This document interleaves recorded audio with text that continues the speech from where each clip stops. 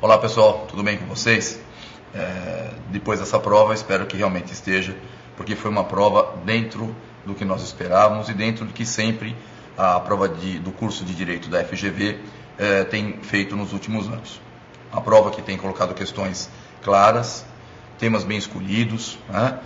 Nós tivemos uma questão de geografia do Brasil, sobre a Amazônia, uma questão de geral falando das dificuldades, dos problemas em se classificar e dividir o mundo, e uma outra um pouco mais específica, né, sobre a questão do emprego, né, no mundo, tendo como referência os países do grupo do G7. Né? Todos os temas trabalhados em sala de aula, vistos na revisão, inclusive, né, agora começando um comentário mais específico, a questão A sobre a divisão Norte e Sul. Né? Um tema muito conhecido, muito falado, início, né, de todos os nossos trabalhos em sala de aula. Uma questão muito semelhante a que já caiu na Unicamp e que faz parte até do nosso material de revisão, colocando ali, né, a divisão hoje da ordem mundial entre Norte e Sul, entre países desenvolvidos, subdesenvolvidos, né, ricos e pobres, né, e as suas dificuldades de precisão. Né? Então, a questão abordava a necessidade de você diferenciar social e economicamente esses dois lados. Você poderia partir de vários indicadores. O IDH seria um bom indicador, porque você poderia abranger os aspectos econômicos, como a renda, né? Os aspectos sociais, como a longevidade, né? A expectativa de vida, a questão da escolaridade, e fazer um contraponto entre os países do Norte desenvolvidos e do Sul subdesenvolvidos. Né?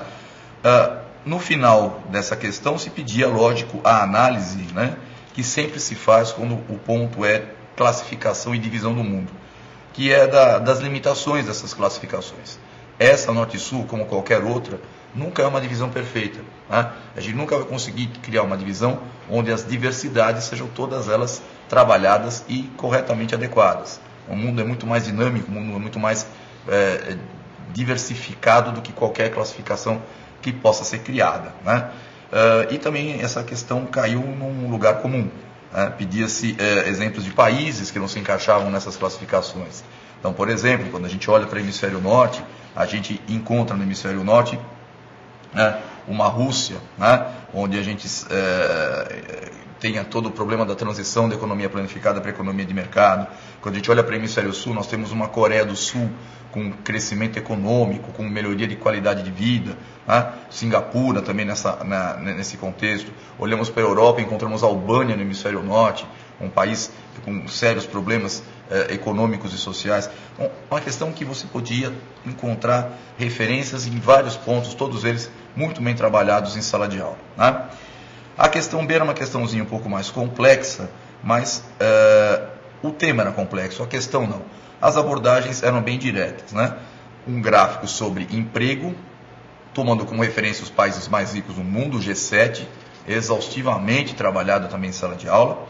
Né? Você tinha que identificar aí a oscilação entre o emprego no setor de serviços e na indústria. Né?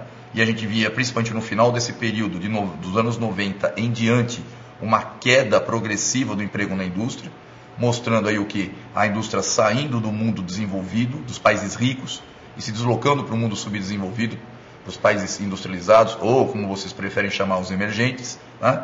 E reduzindo o emprego na indústria, no secundário, mas mantendo e até crescendo o crescimento no setor de serviços, principalmente no quê? No sistema financeiro, né? na questão do desenvolvimento tecnológico, o que dá hoje a grande diferença entre os países desenvolvidos e subdesenvolvidos. Aliás, até fazendo um gancho com a questão anterior, entre o Norte e o Sul. Tá? A terceira questão é uma novidade, né? Até então não havia aparecido nenhuma questão regional na prova de Direito da GV, dessa vez abordou a Amazônia. Tá? Como a gente falou em aula mesmo, entre a divisão regional que a GV adota, né, de Centro-Sul, Amazônia e Nordeste, fatalmente uma questão de regional abordaria ou Nordeste ou Amazônia, que são as regiões que fogem ao padrão do crescimento econômico do Centro-Sul. Relacionou a definição, né, dos conceitos do que é a Amazônia e o que é a Amazônia Legal. Você deveria diferenciar o aspecto natural na primeira e o aspecto da definição legal das áreas que atraíram investimentos para desenvolvimento econômico, né, que é a Amazônia Legal. Também deveria identificar o processo de desmatamento com essas novas atividades econômicas, né? E aí sempre aquela tradição, né? Chega a extração de madeira, vem depois a queimada, vem depois a pecuária extensiva e mais tarde chega a fronteira agrícola, sempre seguindo esse processo tradicional de ocupação, né? Aqui ele destacou a expressão arco do desmatamento, né? Que é a região da borda da Amazônia, o contato entre a região do Cerrado, a antiga fronteira agrícola, e após os anos 70 que se expande em direção à Amazônia, tá? Uma questão bem elaborada, colocando de novo, né, um aspecto do Brasil em crescimento econômico, da ameaça à degradação ambiental, da Amazônia como última fronteira e levantando então até o questionamento entre o desenvolvimento, a questão ambiental e as perspectivas e as responsabilidades de todo esse problema. Tá certo? Espero que vocês tenham tido tranquilidade e objetividade nessa prova, que foi uma prova dentro dos padrões e dentro da capacidade que vocês poderiam desenvolver. Tá certo, gente? Um abraço para vocês e boa sorte.